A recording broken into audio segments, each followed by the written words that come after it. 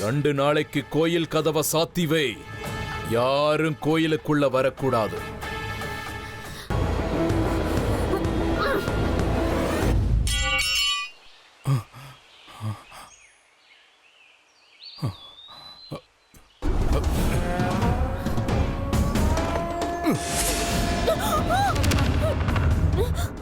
உன்ன மாதிரி ஒருத்தியை தான் இத்தனை நாளா தேடிக்கிட்டு இருந்தேன். இனிமேதான் சுவாரஸ்யமா இருக்கும்.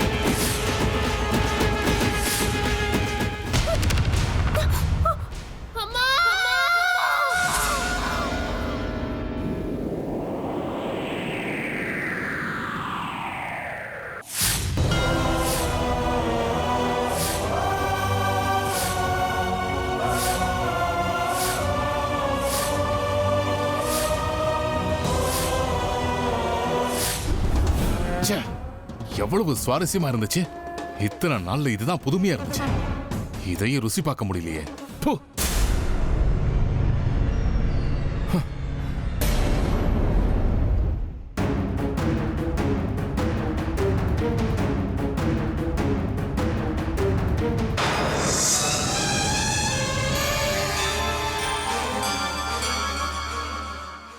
ஏன் நின்னுட்ட? நேரம் இல்ல, சீக்கிரம் வா. காலம் கடந்து போச்சு. நீ என்னையா சொல்ற? அந்த போலீஸ்காரனால அவ உயிர் போயிருச்சு. நீ பொய் சொல்ற. நீ பொய் சொல்ற. நீ பொய் தான் சொல்ற. நீ பொய் சொல்ற.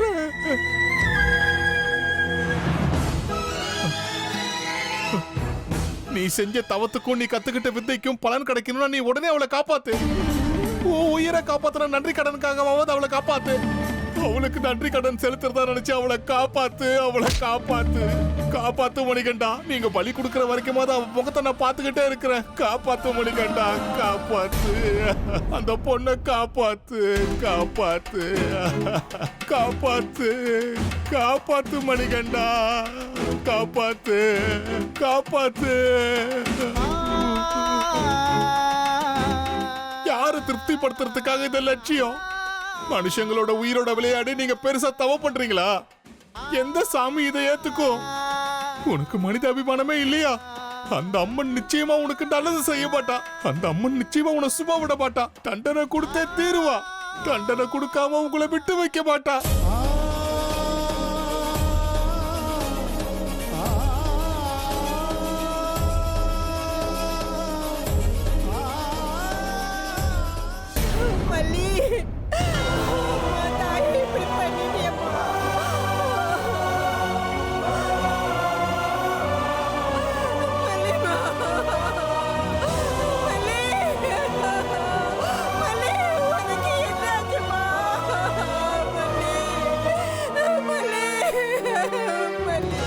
இந்த விஷயத்தை இவங்க அப்பா கிட்ட எப்படி சொல்றது?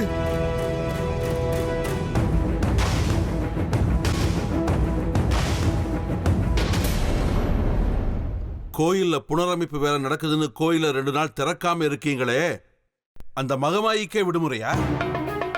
என்ன நினைச்சுக்கிட்டு இருக்கீங்க அந்த அம்மனை நீங்க? எவனோ ஒரு பைத்தியக்காரனோட சேர்ந்துகிட்டு அந்த அம்மனையே கட்டி போட்டு வச்சிருக்கீங்க. போறியா உங்க சகவாசம்? இந்த ஊர் சகவாசமும் போதும், எனக்கு எதுவுமே தேவையில்லை. அந்த அம்மனே இல்லாத இந்த ஊர்ல இனி எனக்கு என்ன வேலை? யாருக்கு பூஜை பண்றது? யாருகிட்ட பிரார்த்தனை பண்றது? எங்க அப்பாவோட ஆசை நிறைவேற்றுறதுக்காக லட்சியம் தவம் அது இதுன்னு சொல்லி இந்த ஊருக்கு வந்த உங்க சகவாசம் கிடைச்சு, ஆனா எதுவுமே நடக்கல. அதுக்கு பதிலா நீங்க செஞ்ச எல்லா பாவ காரியங்களையும் என் கண்ணால பார்க்க வேண்டிய நிலைமை. அந்த அம்மனையே கட்டி போடுற இந்த ஊர்ல பக்தர்களை யாரு காப்பாத்துவாங்க? நான் கிளம்புறேன். வேண்டாம் தேசிக்கிறேன். நான் தப்பான வழியில போகும்போதெல்லாம் சரியான வழியை காட்டினவர் நீங்க மட்டும்தான். நான் தப்பு பண்ணது உண்மைதான், ஆனா அதை நான் எதுக்கு பண்ணேன்னு உங்களுக்கு நல்லா தெரியும். தெரியுங்க, நல்லாவே தெரியும்.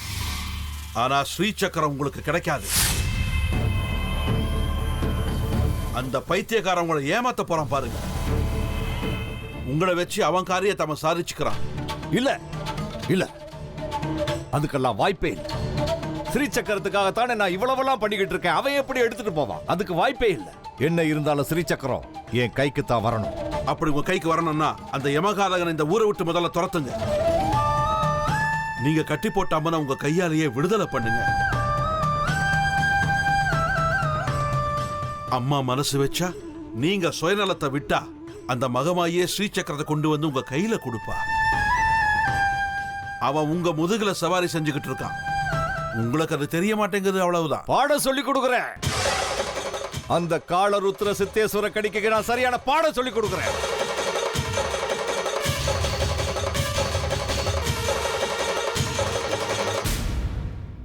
அம்மா, அம்மா. என்னடா இவ்வளவு சீக்கிரம் வந்துட்ட? 2 நாள் கோயில் திறக்க மாட்டாங்களாம்மா. ஏதோ புனரமைப்பு வேலையெல்லாம் செய்ய போறாங்களாம். உற்சவம் ஒரு நேரத்துல இந்த நேரத்துல என்னடா புனரமைப்பு? நமக்கு எதுக்குமா அதெல்லாம்? இதனால நமக்கு ஒரு நல்ல காரியம் நடக்குது இல்ல. நாளைக்கு வீட்டுல நடக்க போற பூஜைக்கு 1008 வேலை இருக்கு. அந்த அம்மனே நமக்கு உதவி செய்யறதா நினைச்சுக்குவோம், சரிதானே? அதுவும் சரிதான். எதுக்கும் நீங்க ரொம்ப ஜாக்கிரதையா இருக்கணும்மா. ஏன் இப்படி சொல்ற? சுந்தரி 1000 கேள்விகள் கேட்பா. என்ன பூஜை, எதுக்கு பூஜைன்னு கேட்பா. உங்களை கோவப்படுத்துற மாதிரி அவ ஏதாவது பேசலாம். என்ன ஆனாலும் தப்பி தவறி கூட உண்மையை சொல்லிடாதீங்கம்மா. சரிப்பா சேகரா, அவ முன்னாடி நான் வாயே திறக்க மாட்டேன். அது மட்டும் இல்ல, பாட்டியம்மைக்கு முதல் நாள் அமாவாசை. சுந்தரி வீட்டை விட்டு எங்கேயும் போகாம நம்ம பாத்துக்கணும். ஆமா ஆமா, ஞாபகம் இருக்குப்பா. கடைக்கு போய் எல்லாம் வாங்கிட்டு வரேன், ஒரு பைய எடுத்து கொடுங்க. இதை எடுத்துட்டு வரேன்.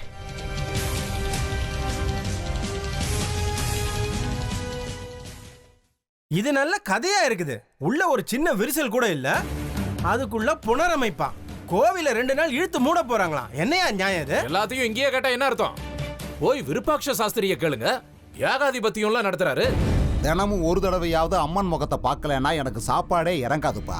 இந்த சாஸ்திரி ஏன் இப்படி பண்ணாரு? யாருக்கும் சொல்லாம கோவில் நிர்வாகத்துக்கு கூட தெரியாம கதவை சாத்திட்டாரு. கோவிலோட கணக்கு புஸ்தகம்லாம் எங்க வீட்டுல தான் இருக்கு.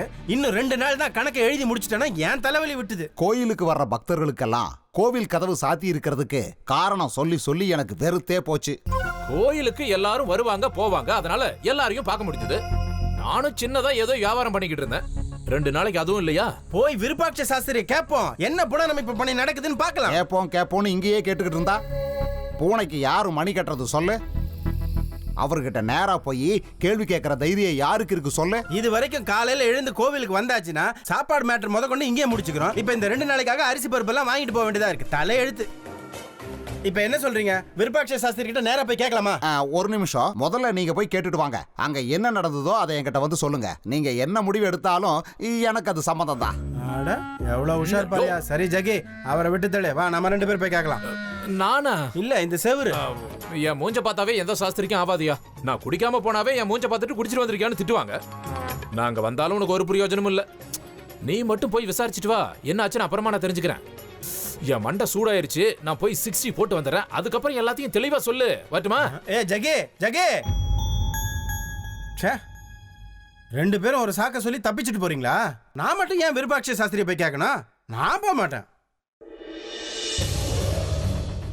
அம்மா மகா காளி, உன்னோட பூஜைக்கு எல்லா ஏற்பாடுகளையும் பண்ணிட்டேன். கொஞ்ச நேரத்துல பலி வந்துரும். என் பூஜைக்கு தடங்கல் பண்ற அந்த அம்மனை கூட நான் கட்டி போட்டுட்டேன். என்னோட பூஜை முடியற வரைக்கும் அவ அங்க இங்கன்னு அசைய முடியாது. இனி வெற்றி நமக்கு தான். அந்த ஸ்ரீ சக்கரம் எனக்கு தான். கடிக்கி, இப்ப உன்னோட பேச்ச கேட்கறதுக்கு எனக்கு நேரமும் இல்ல, பொறுமையும் இல்ல. நான் சொல்ல போறத நல்லா கவனமா கேட்டுக்கோ. இப்ப நான் என் பூஜையை ஆரம்பிக்க போறேன். நாளைக்கு ராத்திரி என் பூஜையை முடிச்சிட்டு மகாபலி கொடுத்ததுக்கு அப்புறம் என்னுடைய சக்திகள் எல்லாம் எனக்கு கிடைக்கிற வரைக்கும் யாரும் எனக்கு தடங்கல் பண்ணக்கூடாது, ஒரு வார்த்தை கூட பேசக்கூடாது. எந்த காரணத்தை கொண்டும் உன்னாலையும் என் சிஷியனாலையும் இல்ல யாராலையும் சரி என் பூஜைக்கு தடங்கல் ஏற்படக்கூடாது. அதுக்கு நீதான் காவலா நிக்கணும். மணிகண்டம் பலிகன்னிகைய கூட்டிட்டு வந்ததுக்கு அப்புறம் அவளை இந்த மண்டலத்துல தெற்கு பக்கம் தலை வச்சு படுக்க வைக்கணும். வேற எதுவும் பேசக்கூடாது.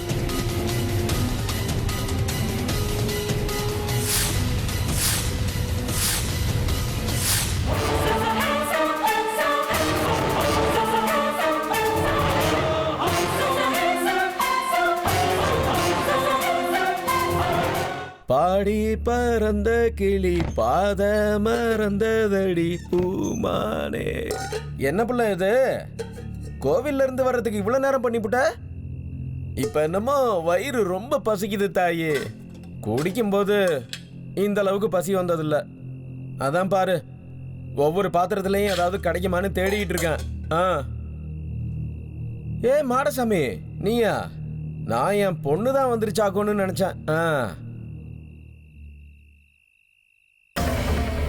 என்ன புள்ள அங்கேயே உட்காந்துருக்க? பயங்கரமா பசிக்குது புள்ள. சோறு ஏதாவது போடு. டேய் மாடசாமி, வந்ததான் வந்துட்ட, தின்னுட்டு போயிடு. என்ன எல்லாரும் வந்திருக்கீங்க, வந்துட்டு பேசாம நிக்கிறீங்க?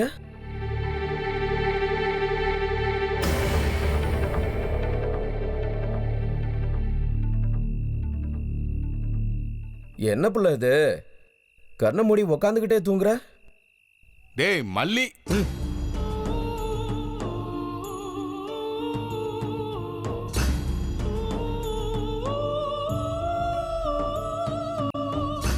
என்ன விளையாட்டு காட்டுறியா எனக்கு?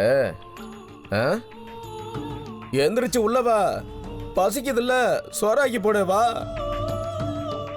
எந்திரிச்சு வாங்குறேன்ல. ஐயா எந்திரிச்சு வா புள்ள.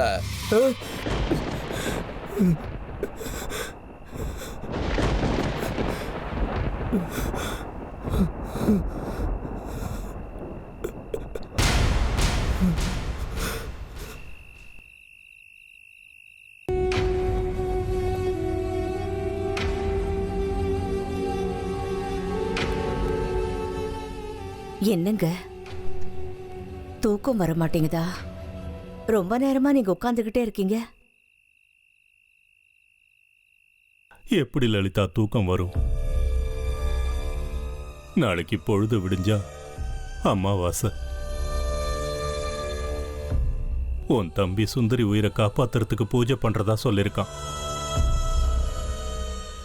ஒருவேளை அந்த பூஜைக்கு பலன் கிடைக்கலன்னா? இன்னொரு முயற்சியா நீங்க தான் அல்மோராக்கு போறேன்னு சொல்லிருக்கீங்களே. ஒருவேளை அதுக்கும் பலன் கிடைக்கலன்னா? எப்பவும் பலன் கிடைக்கும்னு தான் நாம நம்பணும். எந்த வேலையா இருந்தாலும் நடக்கும்னு நினைச்சுக்கிட்டு இருந்தா அது நடந்துடும். நடக்காதுன்னு சந்தேகப்பட்டா நடக்கிற காரியம் கூட நடக்காது. தாயான உனக்கு இருக்கிற தைரியம் கூட எனக்கு இல்லாம போயிடுச்சு பத்தியா? இது எதுவுமே நடக்கலன்னா அந்த மகமாயே எனக்கு வாக்கு கொடுத்திருக்கா.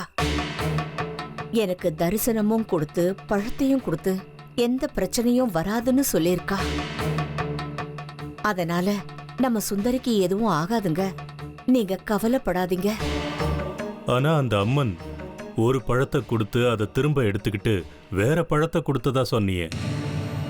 அவ கொடுத்த அந்த முதல் பழம் சுந்தரியா இருந்தா அந்த பழத்தையே திருப்பி கொடுத்துருக்கணுமே. அதை எடுத்துக்கிட்டு வேற பழத்தை எதுக்காக கொடுக்கணும்? நீங்க உங்க மனசுல சுந்தரி பொழைக்க மாட்டாங்கிற பயத்தை நிரப்பி வச்சிருக்கீங்க. அதனாலதான் உங்களோட எண்ணங்கள் எல்லாம் தப்பு தப்பாவே தான் இருக்கும். அப்படி இல்ல லலிதா. நாம எவ்வளவுதான் முயற்சி பண்ணாலும் சுந்தரியோட மரணத்தை தடுக்கவே முடியாதுன்னு உறுதியா அந்த தேசிகர் சொல்லிருக்காருல்ல, அதுதான் என்ன ரொம்ப பயமுறுத்துது. நீங்க தேவையில்லாம கண்டதையும் யோசிச்சு மனசை போட்டு குழப்பிக்கிறீங்க. நம்ம சுந்தரிக்கு எதுவும் ஆகாதுன்னு என்னோட உள் மனசு சொல்லுதுங்க. அந்த மகமாயை நிச்சயமா நம்மளை கைவிட மாட்டா.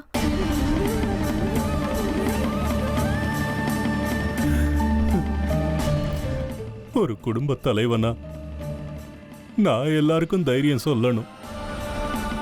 ஆனா நானே உடைஞ்சு போய் உட்கார்ந்திருக்கேன். நீ எனக்கு தைரியம் சொல்லிக்கிட்டு இருக்க.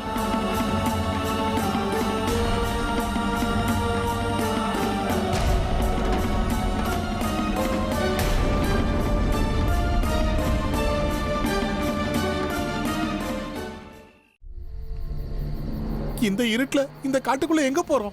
இப்பவே குரு கிட்ட இந்த விஷயத்தை சொல்றது நல்லது. இங்கிருந்து 10 மைல் போனா ரோடு வந்துடும். ஏதாவது வண்டியை பிடிச்சி ஊருக்கு போயிடலாம். என்னால முடியாது. அப்படின்னா ராத்திரி எல்லாம் இங்கேயே இருந்து விடிஞ்சதுக்கு அப்புறமா நீ வா. தனியா வா. இந்த காட்டுல நான் தனியா இருக்கிறதா? அதுக்கு பதிலா நான் உன் கூடவே நடந்து வந்துருவேன்.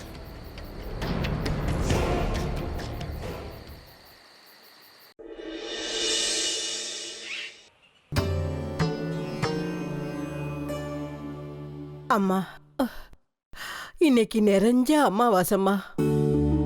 தீய சக்திகள் சந்தோஷமா வெளியில உலா வர்ற நாடுமா.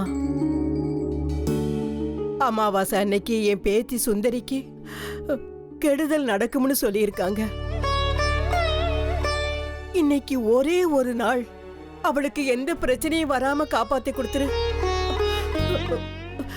அதுக்கப்புறம் அவ உயிரோடு சந்தோஷமா இருப்பா. அம்மா, நான் உன்கிட்ட இதுவரைக்கும் எதையுமே கேட்டதில்லையே. ஏழ்மையில இருக்கும்போது பணம் வேணும்னு கேட்கல. இருக்கிறத வச்சுக்கிட்டு சந்தோஷமா இருந்தோம். என் புருஷன் தவம் லட்சியம்னு எங்கேயோ போயிட்டாரு. அப்ப நான் உன்னை சபிக்கவே இல்லம்மா. என்னோட தலையெழுத்து அவ்வளவுதான் மனசை தேத்திக்கிட்டு நான் உட்கார்ந்துருக்கேன். சேகரனுடைய வாழ்க்கையில 1008 பிரச்சனைகள் வந்தப்ப இவ்வளவு தங்கமான பிள்ளைய எனக்கு கொடுத்திருக்கேன்னு அப்ப நான் உனக்கு நன்றி சொன்னேன். ஆனா என் பேத்தி சுந்தரிக்கு அல்பாயுசுங்கிறது மட்டும் என்னால தாங்கிக்க முடியல. அம்மா, இனிமேதான் அவ வாழ்க்கையை பார்க்கணும். நான் ஒத்துக்கிறேன். அவ உன்னை திட்டி கேவலமா பேசிருக்கலாம், உன்னை அவ சபிச்சிருக்கலாம்.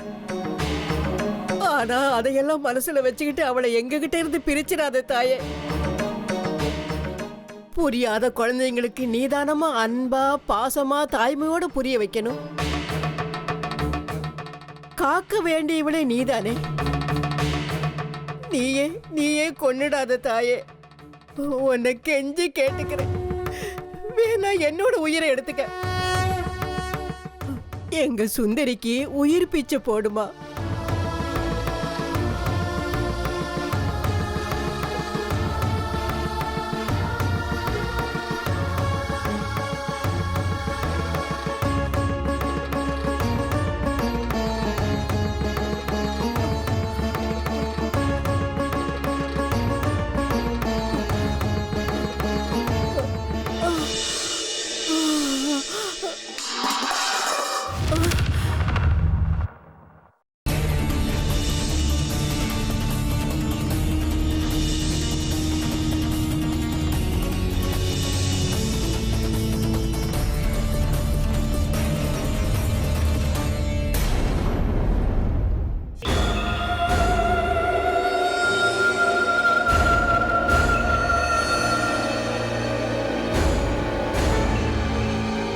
அங்க பாரு, தியானத்துல இருக்காரு. நல்லதா போச்சு. என்ன நல்லதா போச்சு?